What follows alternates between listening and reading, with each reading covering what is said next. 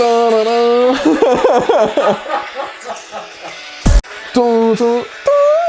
c'est tellement bien. J'aimais trop cette émission, putain. Pourquoi tu mets le générique du coup? Parce que je l'ai dans la tête, je voulais l'écouter. Bonjour tout le monde, bienvenue sur Rasso+, notre chaîne secondaire dédiée aux tests de matériel et aux techniques de réalisation pour des vidéos 100% automobiles. Alors vous souhaitez améliorer la qualité de vos images et avoir un rendu professionnel à un moindre coût?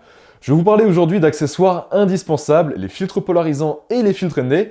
On va tout de suite commencer par les filtres polarisants et surtout à quoi servent-ils? Ils servent tout simplement à réduire voire supprimer les reflets que l'on peut retrouver sur le pare-brise ou la carrosserie. Ça marche avec tout type de surface réfléchissante, l'eau, la neige, bref, vous avez compris.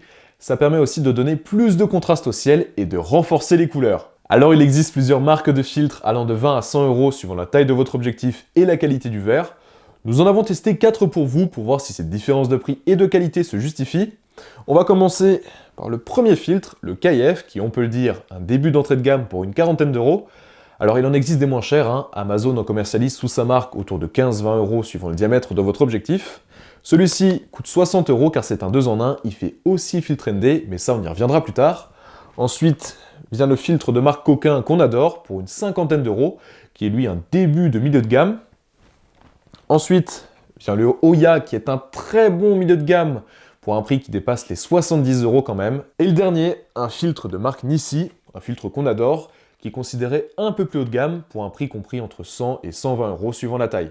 Alors cette différence de prix est-elle justifiée? Les différentes qualités de verre vous proposent-ils un rendu supérieur? C'est ce que nous allons voir tout de suite, mais avant ça je voulais juste préciser que chaque objectif a un diamètre qui lui est propre.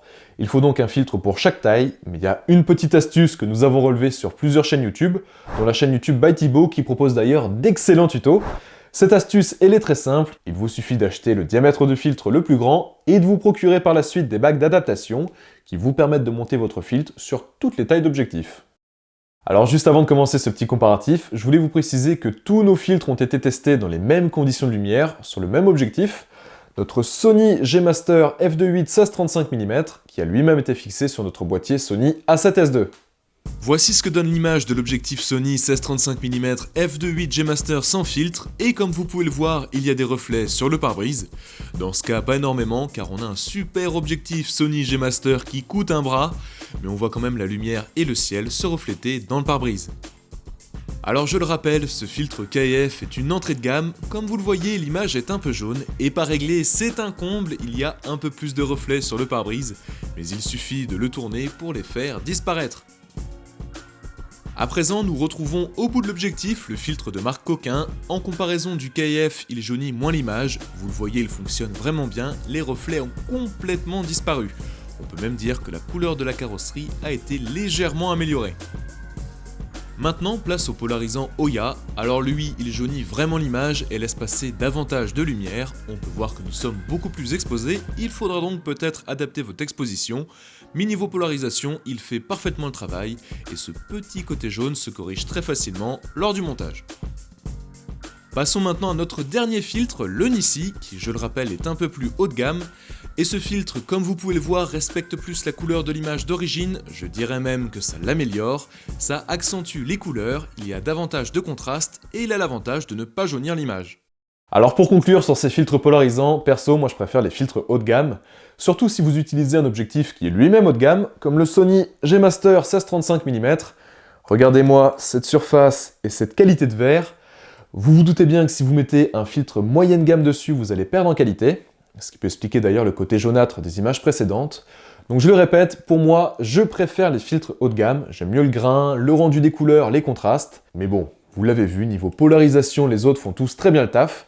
Ils jaunissent juste un tout petit peu d'image, mais ça se corrige très facilement lors du montage. Sinon, vous pouvez utiliser un filtre 2 en 1 comme notre KF, qui fait polarisant mais aussi filtre ND variable. Un filtre ND, qu'est-ce que c'est? C'est tout simplement les lunettes de soleil de votre appareil. Lorsque par exemple vous voulez garder un beau flou d'arrière-plan mais qu'il y a trop de lumière à rentrer dans votre objectif, vous pouvez utiliser un filtre ND pour garder la maîtrise de votre exposition.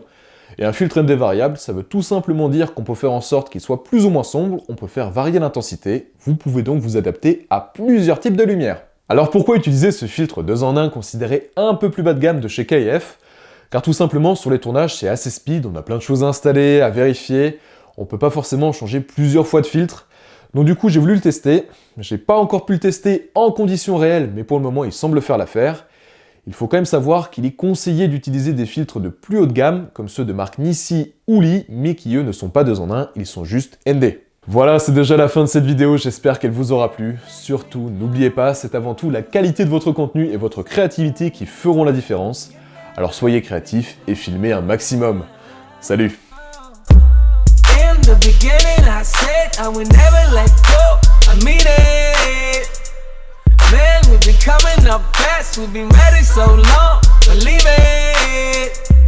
Trust time, I never forget where we came from. No, remember.